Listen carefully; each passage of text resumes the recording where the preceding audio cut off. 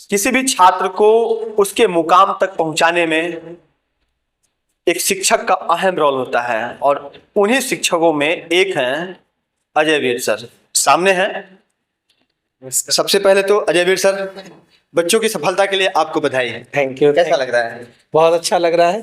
तन्मय ने जो है ये मुकाम हासिल करके और गौरवान्वित किया, और ये 11-12 2 साल की मेहनत की बात है। तो 2 साल इनकी जो कंसिस्टेंसी, और टीचर को भी स्टूडेंट्स काफ़ी कुछ सीखने को मिलता है। तो मैंने तन्मय से काफ़ी कंसिस्टेंसी सीखी, कैसे कंसिस्टेंट रहना है और अपनी जो गलतियां हैं उसको कैसे सुधारना है। जैसे पहले से मैं पढ़ा रहा हूँ, बट तन्मय के साथ मुझे ये चीज़ बहुत सीखने को मिला कि हाँ, अब टेस्ट में जो गलतियां हुई उस पर बहुत ज़्यादा फोकस करते थे। जैसे बाकी बच्चे ठीक है एज कि हाँ सुधार लिए, लेकिन तन्मय अपनी गलतियों को स्टिक करते थे, उसको सुधारते थे, एंड दैट्स वाई इनकी रैंक इस तरह से काबिल तारीफ रैंक आई। मुझे लगता है कि झारखंड के टॉपर ही होंगे।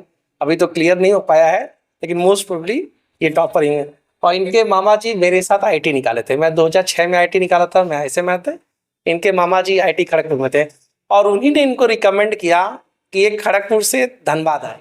इनको एक चीज जानना चाहेंगे, जिस तरह से पटना में ये जो आनंद सर हैं वो बहुत फेमस हैं, और 30 बच्चों को नहीं तो कम से कम 25-24 बच्चों को तो हर साल निकलवा ही देते हैं आईआईटी। आप भी लगभग 20 का आंकड़ा लेकर चल रहे हैं, थोड़ा बहुत कम बेसी होता है। आपके मन में क्यों आया कि बीटेक करने के बाद नौकरी नहीं करनी है, बच्चों को पढ़ाना है, उन्हें आईआईटीएन बनाना है? देखिए, मेरा बहुत बचपन से ही टीचिंग का शौक था। इवन मैं जब क्लास 6 में ही था तो अपने बैचमेट्स को साथ बैठा करके पढ़ाना। इवन आईएसएम में आया तो फर्स्ट ईयर में चाहे इलेक्ट्रिकल की बुक हो चाहे इलेक्ट्रॉनिक्स का हो, तो मैं किताब खोल के बैठता था और मेरे फ्रेंड्स लोग जो है सुनते थे, मैं पढ़ता था, उनको समझाता था। और इनफैक्ट मेरे जो बैचमेट्स हैं उसमें काफ़ी अच्छे अच्छे पोजीशंस पे वो लोग जो ग्रुप था। अभी तो सुरेश पांडे वो भी कमिश्नर है, और एक रेलवे में यूपीएससी कंप्लीट करके हैं। बाकी अमर सिंह राठौर वो इलेक्ट्रॉनिक्स के टॉपर बने। तो मेरा शुरू से ही मतलब मेरे को पढ़ाने कुछ ज़्यादा, जैसे अगर मान लीजिए मुझे कुछ आप दे दो, पढ़ाने में मजा आ रहा है तब तो आप आईआईटी के प्रोफेसर बन के भी पढ़ा सकते थे, लेकिन बच्चों को आईआईटीएन बनाना है ये बहुत बड़ी चीज है, और वैसे बच्चों को जो सिर्फ मैट्रिक करके आपके पास आते हैं। एक्चुअली पहले ये था कि मुझे ये था कि एक्चुअली मेरी जो पढ़ाई थी पूरी रेजोनेंस कोटा से स्पॉन्सर्स थी।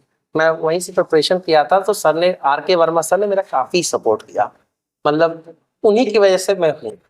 तो यही था कि मुझे यहाँ से पढ़ करके और वहाँ चले जाना है। लेकिन फाइनली जब रिजल्ट आता था तो कुछ बच्चे रो देते थे। वो रोते इसलिए थे कि यहाँ पे हमें वो सुविधाएं नहीं है, और मैंने तो कभी कल्पना भी नहीं की थी, लेकिन आपके साथ रह करके मुझे ये अचीव हो गया।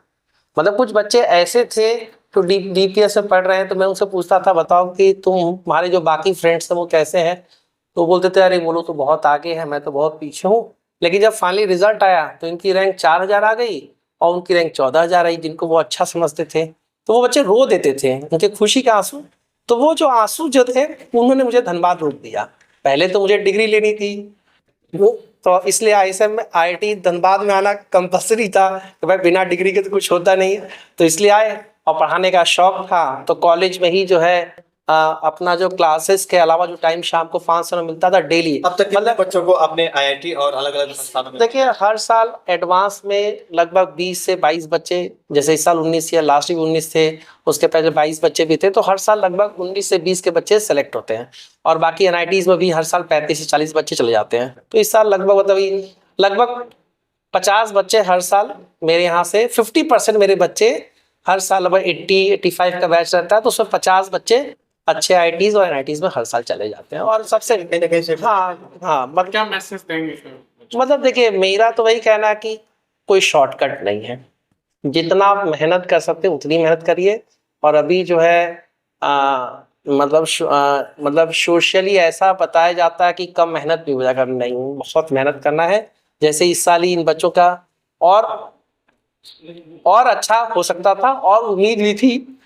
ठीक है, जो हुआ बहुत अच्छा है। तन्मय ने बहुत अच्छा किया, परी ने भी अच्छा किया, अभिनव, युवराज सबने अच्छा किया, बट और भी अच्छा किया था, लेकिन और अभी मेहनत करना है। तो बिना मेहनत के, ये बिना क्वेश्चंस बनाए, बिना कुछ किए आप सपने नहीं देख सकते। बिल्कुल, सफलता का कोई शॉर्टकट नहीं है, जैसा कि अजय वीर सर ने बताया। हम बच्चों से भी बात करने का प्रयास करते हैं। सबसे पहले बताओ बेटा, अपना नाम बताओ।